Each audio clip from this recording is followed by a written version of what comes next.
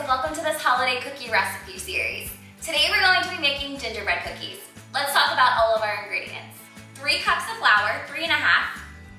Then we're gonna need some brown sugar, 1 egg at room temperature. You're gonna need about 10 tablespoons of unsalted butter for this one. Then we have all of our spices. These are very important, and I feel like smelling these right now, they smell exactly like you would expect a gingerbread cookie to smell. So we have our baking soda, we have our salt, we have our ginger, we have our allspice, we have cloves, and of course we have cinnamon. Then you're gonna need your vanilla extract, and a very important ingredient for this one is going to be your molasses. We don't wanna use blackstrap molasses for this one. I'm using Grandma's brand, which I think is a good choice. So basically what we're gonna do is we're gonna get 2 bowls together. We're gonna have our wet ingredients, we're gonna have our dry ingredients, and then we'll slowly start adding in our dry ingredients to our wet. All right, well let's get into it. So you're gonna grab yourself a medium-sized bowl, and then we're gonna mix in all of our dry ingredients. This should be pretty easy if you have everything pre-measured out. So what I'll have first is going to be our flour, 3 1/2 cups here. I did want to mention I have all of the amounts that you need to be adding of these ingredients in the description below. So we're going to add these all in here to our flour mixture. Then you're going to take a whisk and get that all mixed in. Once you have the dry all set, we're going to move on to our wet ingredients. You're going to be using a slightly larger bowl for all of your wet ingredients. This is the bowl that ultimately all of your ingredients are going to be added into. So the first thing you're gonna do is you're gonna get your room temperature butter. If room temperature means to you 15 seconds in the microwave, go for it. I'm gonna add that in there and cream this for about a minute until it's super fluffy.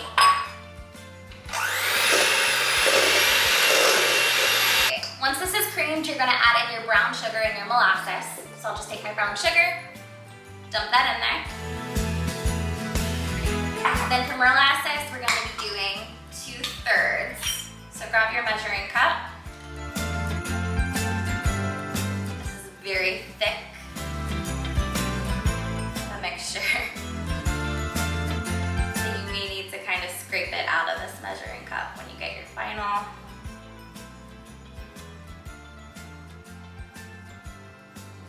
cup in there. And then you're just gonna blend until combined.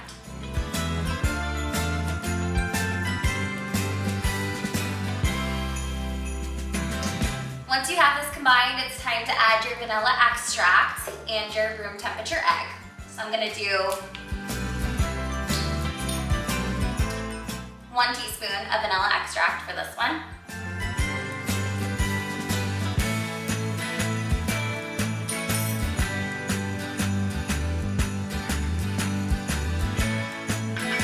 I get my egg and crack that in there.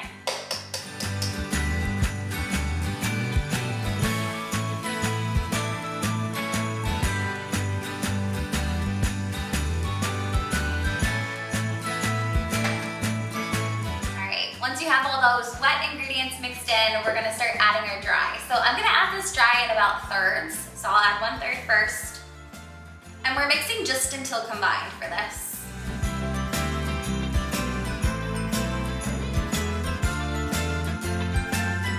Add that second round of dry. This is when I feel like you could use one of those fancy Cuisinart stand mixers, which I do not have. So I'm just gonna use my hands and start kneading this in, and then we think we're all set. Great. Once you have your dough, you're gonna get this all wrapped up and into the refrigerator for about 3 hours.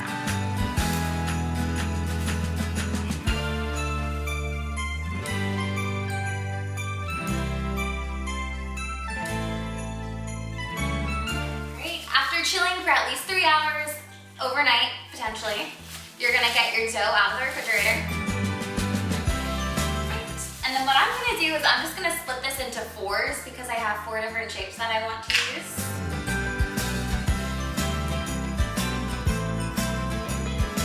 You're just gonna take your dough, flatten it with a rolling pin, and then take your shape. I'm gonna flatten this.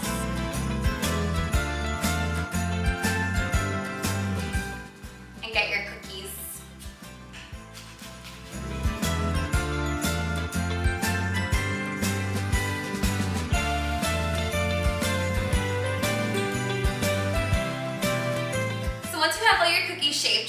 find a baking tray with some parchment paper.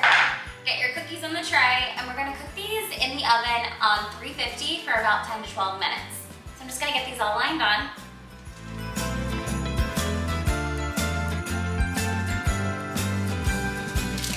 Now you're ready to pop these into the oven. After 10 to 12 minutes, you can go ahead and grab your cookies out of the oven. Let these cool for about 3 to 4 minutes before transferring them over to a cooling rack. The cooling rack, I'll usually let them sit for about 10 to 15 minutes before we can start getting these decorated.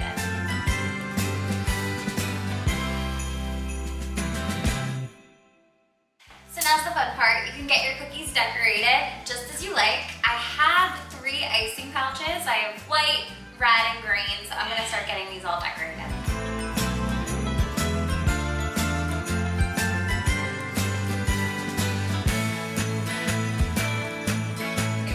Once your cookies are decorated just how you like, they're gonna look something like this, and then you can give them a try. If you like this video, make sure you go check out my holiday kitchen sink cookies. They're delicious and another great cookie for you to celebrate with this holiday season. Thanks for watching. Bye.